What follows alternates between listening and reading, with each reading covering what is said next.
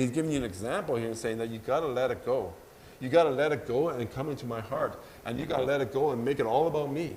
And that's what's going to release the kingdom power into you. That's going to bring the power and to the fullness of you in Jesus' mighty name like never before, is when you let it go. Let it go. Take authority over those things in your life and allow God's kingdom to rise up in your life. That's what it's talking about. He said they were astonished. How did he get saved in that place? And then verse 27, Jesus is looking at him and said, with men it is impossible.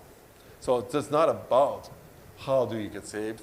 It's about how do we walk in with Jesus, because Jesus is the possible.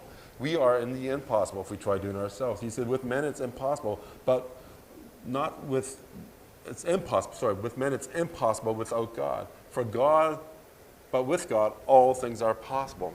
Come on, church, we can walk through the kingdom. We can enter the kingdom because God makes it possible for us, because we have that faith in him.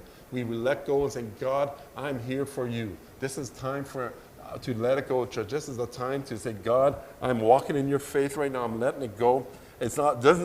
Some things to me look impossible right now. I'm just saying. I don't understand it all, but I know with God is impossible because I've been through steps before. And when I've been through steps before, God always made it possible. When we moved here in 2006, it looked impossible to start a ministry. There's no way a guy like me should be able to start any kind of ministry. But God made it possible because he wanted to use me, and he wanted to use you, and he wanted to make that happen. So where things look impossible, where everybody said it was not possible, God made it possible.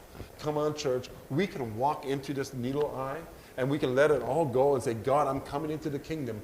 Use me as I am. And he will use you as you are. And you will see the presence of God released like never before, and God will come into your life. Because where it's impossible for you, it is possible for God.